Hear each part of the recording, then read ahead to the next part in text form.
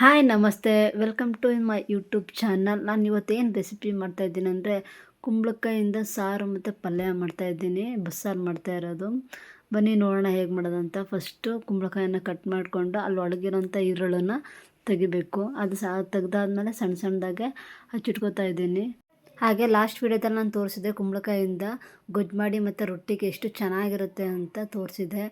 ನಾನು ಈ ಕುಂಬಳಕಾಯಿ ಜೊತೆಗೆ ಏನಂದರೆ ಹಸಿ ತಡ್ನಿಕಾಳನ್ನ ತೊಗೊಂಡಿದ್ದೀನಿ. ತುಂಬ ಚೆನ್ನಾಗಿರುತ್ತೆ ಹಸಿ ತಡ್ನಿಕಾಳು. ಒಂದು ಪಾತ್ರೆ ತೊಗೊಂಡಿದ್ದೀನಿ, ಅದಕ್ಕೆ ನೀರು ಹಾಕ್ಕೊಂಡಿದ್ದೀನಿ. ಬಿಸಿ ಆಗಬೇಕು ಚೆನ್ನಾಗಿ ಮಳ್ಳ ಆದಮೇಲೆ. ಅದಕ್ಕೆ ಹಸಿ ತಡ್ನಿಕಾಳು ಮತ್ತು ಒಂದು 5 ಹಸಿಮೆಣ್ಸಿಕಾಯಿ ಹಾಕ್ಕೊಂಡಿದ್ದೀನಿ, ಒಂದು ಟೊಮೊಟೊ ಹಾಕ್ಕೊಂಡಿದ್ದೀನಿ. ಹಸಿಮೆಣ್ಸಿಕಾಯಿ ಏನಕ್ಕೆ ಅಂತಂದರೆ ಖಾರ ಮಾಡೋದಕ್ಕೆ. ಮತ್ತು ಹಾಗೆಯೇ ಏನು ಕಟ್ ಮಾಡ್ಕೊಂಡಿದ್ದೀವಿ ಕುಂಬಳಕಾಯಿನ ಅದನ್ನು ನೀಟಾಗಿ ತೊಳೆದಿಟ್ಕೊಂಡು ಈ ಥರ ಕುದಿ ಬಂದಾಗ ನಾವು ಅದಕ್ಕೆ ಕುಂಬಳಕಾಯಿನ ಹಾಕ್ಕೋತಾ ಇದ್ದೀವಿ. ಮೊದಲಿಗೆ ಕಾಳು ಅರ್ಧ ಬೆಂದಿರಬೇಕು, ಆಮೇಲೆ ಕುಂಬಳಕಾಯಿ ಹಾಕ್ಕೊಂಡ್ರೆ ಸರಿಯಾಗುತ್ತೆ. ರುಚಿಗೆ ಎಷ್ಟು ಬೇಕೋ ಅಷ್ಟು ರುಚಿ ಹಾಕ್ಕೊಂಡಿದ್ದೀನಿ. ಕುಂಬಳಕಾಯಿ ಯಾಕೆ ಅರ್ಧದಲ್ಲಿ ಹಾಕೋಬೇಕಂದ್ರೆ ಕುಂಬಳಕಾಯಿ ಬೇಗ ಬೆಂದೋಗ್ಬಿಡುತ್ತೆ. ನೋಡಿ ಆಲ್ರೆಡಿ ಬೆಂದಾಗಿದೆ. ಇಷ್ಟು ಬೆಂದಿದ್ರೆ ಸಾಕು, ಜಾಸ್ತಿ ಬೇಯಿಸೋಕ್ಕೂ ಹೋಗಬಾರ್ದು.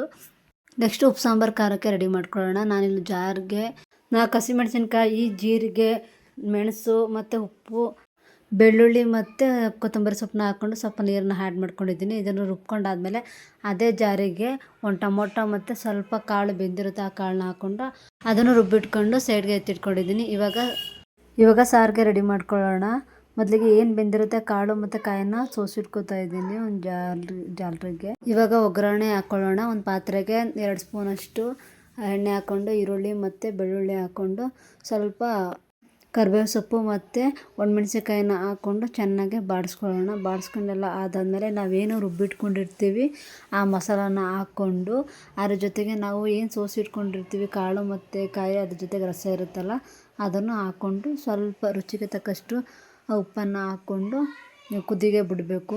ಈ ಥರ ಕುದ್ದೆಲ್ಲ ಆದಾದಮೇಲೆ ಸಾಂಬಾರು ರೆಡಿ ಇದೆ ಅಂತ ಸಾಂಬಾರನ್ನ ಸೈಡ್ಗೆ ಎತ್ತಿಟ್ಬಿಟ್ಟು ಇವಾಗ ಕಾಯಿ ಮತ್ತು ಕಾಳಿಗೆ ಒಗ್ಗರಣೆ ಹಾಕೊಳ್ಳೋಣ. 2 ಸ್ಪೂನಷ್ಟು ಎಣ್ಣೆ, ಈರುಳ್ಳಿ, ಹಸಿಮೆಣಸಿನ್ಕಾಯಿ, ಕರಿಬೇವಿನ ಸೊಪ್ಪು ಇಷ್ಟನ್ನ ಹಾಕ್ಕೊಂಡು ಬಾಡಿಸ್ಕೊಳ್ಳೋಣ. ಬಾಡಿಸ್ಕೊಂಡೆಲ್ಲ ಆದಾದಮೇಲೆ ಸ್ವಲ್ಪ ಕಾಯಿ ತುರಿನ ಹಾಕ್ಕೊಂಡು ಅದನ್ನು ಬಾಡಿಸ್ಕೊಳ್ಳೋಣ. ನಾವು ಏನು ಎತ್ತಿಟ್ಕೊಂಡಿದ್ವಿ ಕಾಯಿ ಮತ್ತು ಕಾಳನ್ನು ಅದನ್ನು ಇವಾಗ ಹಾಕ್ಕೊಂಡು ನೀಟಾಗಿ ಅದನ್ನು ಮಿಕ್ಸ್ ಮಾಡ್ಕೊಳ್ಳೋಣ. ಎಲ್ಲನೂ ನೀಟಾಗೆಲ್ಲ ಮಿಕ್ಸ್ ಎಲ್ಲ ಮಾಡ್ಕೊಂಡು ನಾವು ಈ ಥರ ಮಾಡ್ಕೊತೀವಿ. ಮಿಕ್ಸನ್ನ ಕೈಲಿ ಎತ್ಕೊಂಡು ಈ ಥರ ಸೋಸ್ಕೊಂಡ್ರೆ ಎಲ್ಲ ಕಡೆಗೂ ಚೆನ್ನಾಗಿ ಹೊಂದ್ಕೊಳ್ಳುತ್ತೆ. ಇವಾಗೆಲ್ಲ ನೀಟಾಗೆಲ್ಲ ಆಗಿದೆ. ಒಗ್ಗರಣೆ ಕೂಡ ರೆಡಿಯಾಗಿದೆ. ಅದ್ರ ಮೇಲ್ಗಡೆಗೆ ಸ್ವಲ್ಪ ಕಾಯಿ ತುರಿನ ಉದುರಿಸ್ಕೊಂಡು ಇವಾಗ ಏನು ಪ್ಲೇಟ್ಗೆ ಸರ್ವ್ ಮಾಡ್ಕೊಳ್ಳೋಣ. ಬಿಸಿ ಬಿಸಿ ಆದ ಮುದ್ದೆ, ಅದ್ರ ಜೊತೆಗೆ ಕುಂಬಳಕಾಯಿ ಮತ್ತು ತಡ್ನಿಕಾಳ್ದು ಪಲ್ಯ, ಸಾಂಬಾರು, ಉಪ್ಪು ಸಾಂಬಾರು ರೆಡಿಯಾಗಿದೆ.